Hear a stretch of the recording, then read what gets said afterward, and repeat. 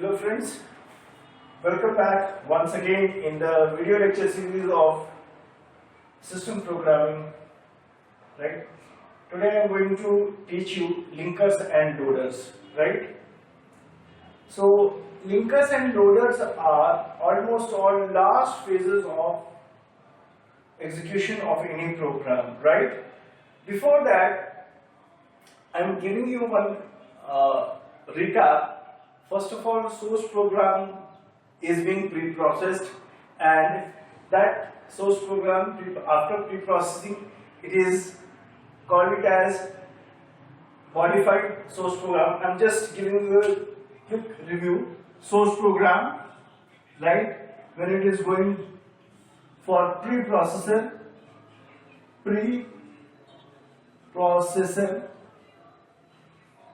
it converts into modified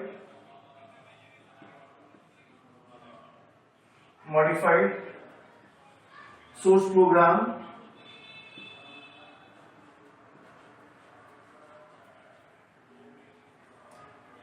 right? After this phase of compiler plays an important role.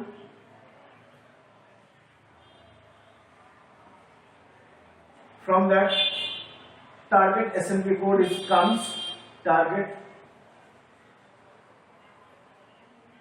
assembly code comes, which is then taken by assembler.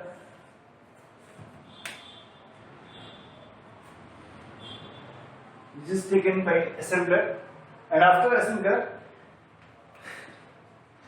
it becomes relocatable,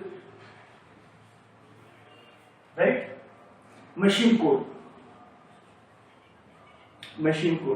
and here linker plays an important role.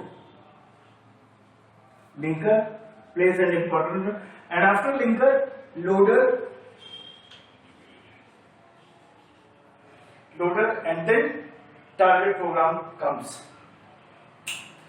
So this is a block diagram of actual execution of program, or block diagram of actual program execution, right? So whenever we are talking about linkers, so linker plays an important role here when we are taking the relocatable machine code as a source program. So now please try to connect this diagram with this one, right? So here, what is the source program that we are having?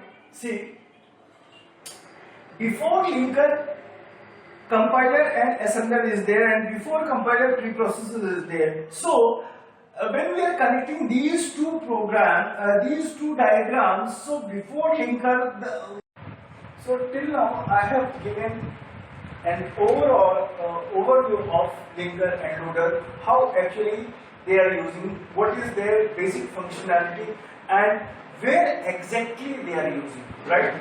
So let's take the another aspect of linkers and loaders in the terms of program execution. Whenever we are going for actual program execution, in that scenario we have to follow 4 steps. First, translation of program, right? Second, linking of program or linking of object modules. Third, relocation of program. And fourth, loading of program for execution, right? So all these 4 activities are done by various components. So first, translation of the program is done by any translator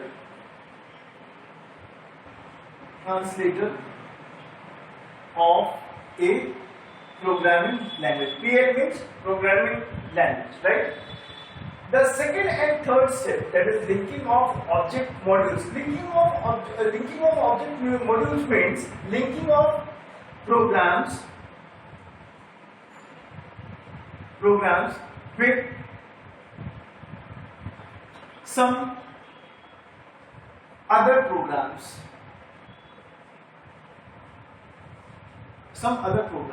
So this is the responsibility of linker to do so.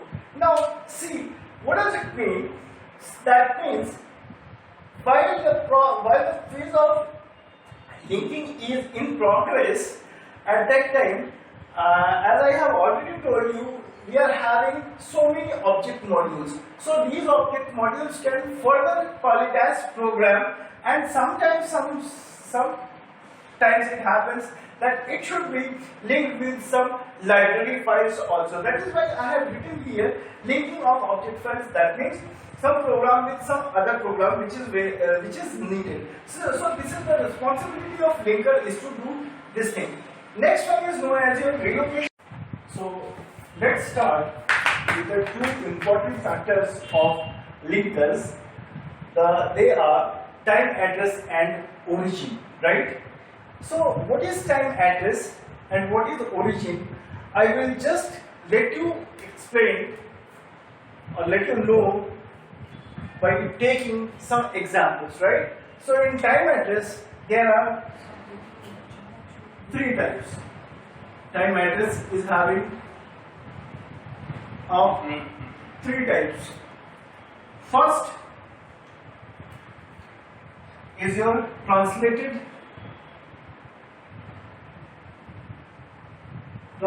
time address. Just I will let you know what are all these addresses are, right?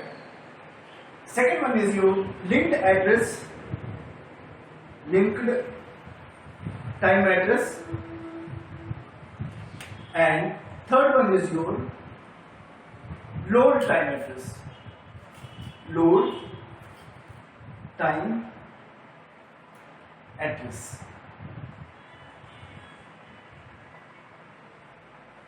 Similarly, origin is also having three types of origin, that is translated origin,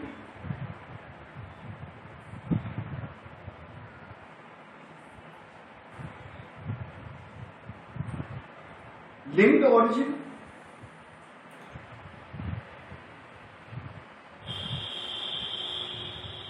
right, and load origin.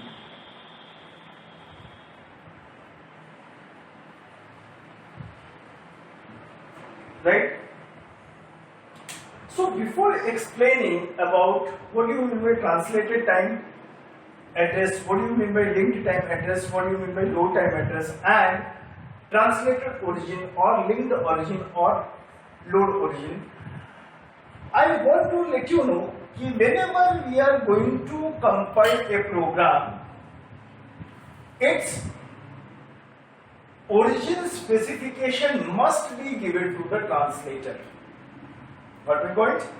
That means if you are going to compile a program, its origin specification must be given to the translator, and that is known as your translated origin. That means program का कौन सा पहला हिस्सा translate होगा, that is.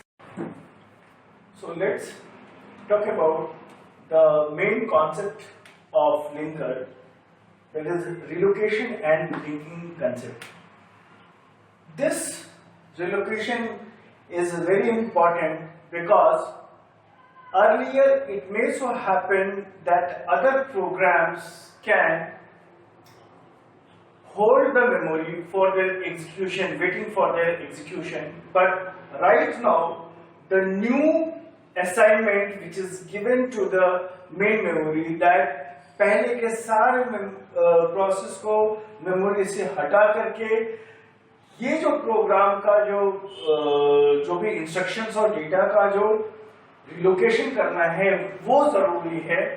तो इसके लिए सबसे इम्पोर्टेंट क्या है कि जो पहले के जो प्रोसेस जो रिसाइड कर रहे हैं उनको वहां से हटाना होगा, right. Here I am not interested or I am not focusing on memory management of operating system, because वो थोड़ा सा अलग सेक्शन हो जाएगा। मैं सिर्फ इतना बताना चाहूंगा कि how not as a entire program but the part of some program can be treated as absolute address. What is absolute address? Absolute address may be some instruction address or some data address through which the memory is located. So that is known as your absolute address. So what is the absolute address? Let B is the set of absolute address of a program B. That means हम पूरे के पूरे programme की बात नहीं करते हैं, हम सारे के सारे इंस्ट्रक्शन की बात नहीं करते हैं, बिकॉज वी नो कि एक प्रोग्राम के सारे इंस्ट्रक्शंस हम लोकेट करते हैं मेन मेमोरी के अंदर, ऐसा भी पॉसिबल नहीं है. तो एब्सोल्यूट एड्रेस वो एड्रेस होता है जो पूरे प्रोग्राम के कुछ इंस्ट्रक्शंस या कुछ डेटा के लिए जो मेमोरी में एड्रेस जो है स्पेसिफाई हो जाए उसको हम लोग एब्सोल्यूट एड्रेस कहते हैं. और एब्सोल्यूट एड्रेस का जो सेट है उसको हमने मान लिया P. That means B is the component of P और B is the subset of P, right? तो एब्सोल्यूट एड्रेस का डेफिनेशन कैसे हो सकता है? एब्सोल्यूट एड्रेस का डेफिनेशन कुछ इस तरीके से हो सकता है, that is P dot B is not equals to 5. That means program P का कुछ कोड या कुछ instruction with data which is known as set of instruction or data which is known as P must not be is equals to 5. That means कि ये जो set of instruction और data है कहीं ना कहीं मेमोरी को होल्ड करता हो. और अगर ऐसा होता है, if P dot B does not equals to 5, then we can say the program is address sensitive program, right? The program is address sensitive program and some of the instruction of B or and data is occupying some address in the memory. Address in the memory. Right? So, now focus on what do you mean by address sensitive program? Address sensitive program का मतलब क्या हम लोगों ने समझा कि address sensitive एक program हमारा address sensitive तब होगा जब उसके कुछ सेट ऑफ इंस्ट्रक्शन और डेटा मेमोरी को होल्ड कर पाए. At that time it is known as address sensitive program और उसका जो एक्सप्रेशन है कुछ इस तरीके से लिखा जाएगा. सो एड्रेस सेंसिटिव प्रोग्राम्स में दो चीजें होती है. पहला चीज होता है instruction. First is your instruction and second one is known as your data. Data will be treated as a constant, right? So किसी भी प्रोग्राम में दो चीजें होती है, इंस्ट्रक्शन और डेटा होता है, we all know. But if a program has become address sensitive data, तो उसके इंस्ट्रक्शन को हम लोग कहते हैं एड्रेस सेंसिटिव इंस्ट्रक्शन, राइट? उसको हम लोग क्या कहते हैं? Address sensitive instruction. और इस डेटा को हम लोग क्या कहेंगे? Address constant, correct? डेटा को क्या कहेंगे? Address constant. Now see what is the definition of this one. Address sensitive instruction is the address which uses the address AI belongs to the AA नहीं, यहाँ पे please make it as B, right? So what does it mean? इसका मतलब क्या होगा कि कोई ऐसा हम लोग एड्रेस AI लेते हैं जो कि इंस्ट्रक्शन का एड्रेस है मेमोरी में, और हम लोग चेक करते हैं कि whether it belongs to your B और not. Whether it belongs to your B और not. If it is belonging to B, that means P dot B is not equal to 5, यानी कि B कहीं ना कहीं से, फॉर एग्जाम्पल ये मेरा मेमोरी है और B is say subset of P, right? B is subset of P and I have taken this much space for B, right? If I have taken this much space for B, so next what this definition is going to tell you, this definition is going to tell you that the address sensitive instruction क्या होगा? Take any address of instruction, say I have taken AI, and if this AI belongs to B, that means this instruction is known as address sensitive instruction. Similarly, address constant क्या होगा? Suppose address constant में हम लोग एक data को ले लेते हैं, just take one data and just take one arbitrary address, say suppose a suffix d, right? So this, whether this AD belongs to B or not, if this AD, which is address of data, belongs to B, then it is known as address constant. Otherwise, it will be not called it as address constant. So मेरे ख्याल से relocation and linking concept का ये topic आपको अच्छी तरीके से समझ में आ गया होगा. Next topic, so earlier I have told you about two factors, two important factors in linkers. First one was your address, that is your time address, and second one was your origin, right? So there are three time address, I have already told you. There are three origins that I have already told you, right? Now see what is the relation in these three types of origin. I am explaining, I have tried to explain one by one in very easy manner. So first, if linked origin is not equals to translated origin, that means what is linked origin? The origin address is assigned by the linker is known as linked origin. What is translated origin? The address of the origin which is assigned by the translator is known as translated origin, right? So if linked origin is not equals to translated origin, the relocation of memory is done by linker, right? It will be done by linker. Next, if load origin, what is load origin? The address of the origin which is assigned by loader. So if load origin is not equals to linked origin, then the relocation is done by loader. However, in general sense, relocation कभी भी loader के through नहीं होता है. Relocation का काम हमेशा जो करता है वो कौन करता है?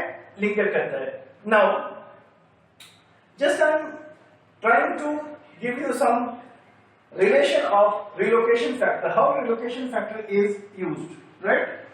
So relocation factor is equals to L origin is for linked origin. Don't be confused. Here I am writing, that is L origin is your linked origin, not load origin, right? Linked origin. And T origin is translated origin.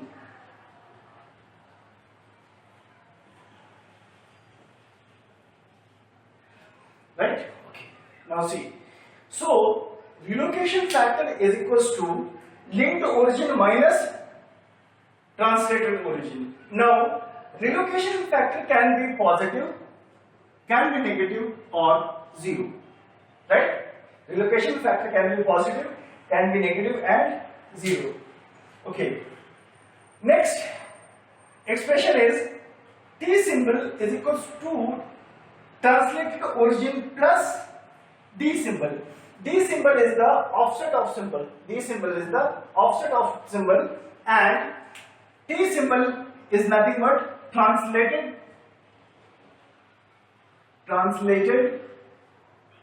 time address. Time address, right? So T symbol is equals to T origin plus data symbol or D symbol, right? Hence, if T symbol is equals to T origin plus D symbol, then similarly we can say that L symbol is equals to L origin plus D symbol, right? Now I am trying to correlate between these two symbols, L symbols and T symbols, right? So let's see how. Ready. So L symbol is equals to, say, L origin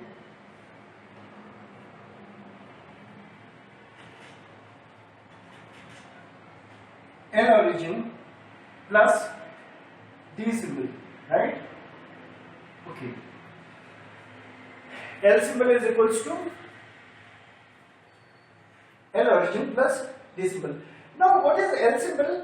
L origin is equals to, suppose इसको T को इधर लेकर के चले जाइए तो क्या होगा? L origin is equals to relocation factor plus T origin. That means this will be your relocation factor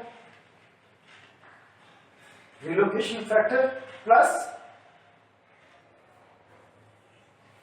T origin plus this data symbol, or this can be written as data symbol, like this, right? But we know that what is T origin plus D symbol from equation 2, T origin plus D symbol is equals to T symbol. So we can deduce that L symbol is nothing but take the resultant of this at first, that is known as your T symbol plus relog factor. So this is the expression, finally we get it.